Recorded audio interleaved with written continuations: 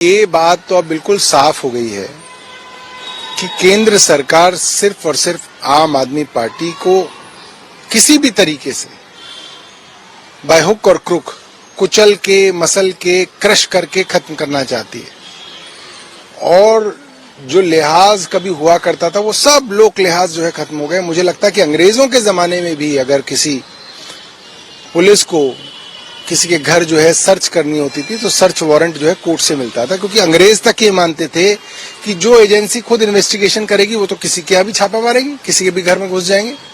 मगर आज जो है इतनी ताकतें आज ईडी को दी गई हैं कि ईडी का जहां मन करता है, उनके अफसरों का जहां मन करता है वहां छापेमारी करते हैं। और भारतीय जनता पार्टी वाले लोग अभी गाना शुरू करेंगे, कानून अपना काम कर रहा है, एजेंसियां स्वायत्त हैं। ये बेवकूफ जो है, जनता बेवकूफ नहीं है, जनता सब समझ रही है।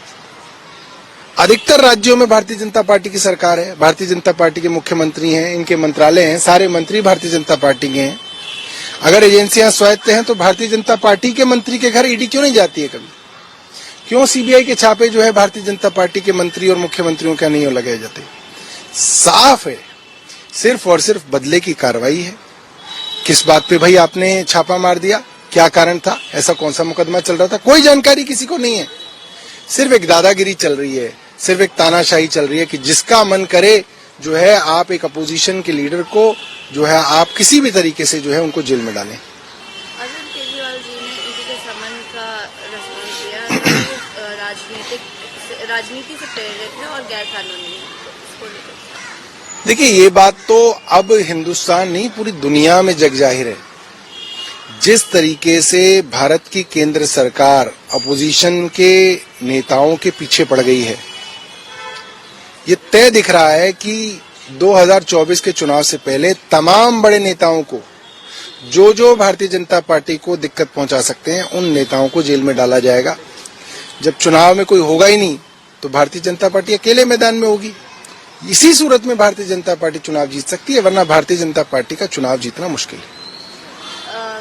दिल्ली बीजेपी प्रवक्ता शहजाद पूनावाला, हरीश खुराना, उनका कहना है जो पार्टी इंडिया फाइट्स करप्शन कहती थी अब वो जस्टिफाई कर रही है करप्शन को, तो इसको लेकर के आप क्या कहते हैं? नहीं, जिस पार्टी के राष्ट्रीय अध्यक्ष बंगारू लक्ष्मण कैमरे पे देश के रक्षा सौदों की दलाली करते हुए पकड़े गए हों और कन्विक्ट हुए हों, उनको हक नहीं है कि वो हमारी पार्टी के बारे में सवाल करें। आज एजेंसियां उनके हाथ में है तो वो जो चाहे कर रहे हैं, मगर कल जो है जब इंसाफ होगा तो लोगों को सच्चाई पता चलेगी। कल प्रेस कॉन्फ्रेंस के दौरान राघव चड्ढा जी ने भी बोला कि ये बीजेपी का पैतरा है और वो आगे जाकर के भी उन्होंने सोर्सेज के थ्रू बोला कि ये मंत्री इंडिया अलायंस के गिरफ्तार हो सकते हैं या इनके ऊपर कार्रवाई हो सकती है।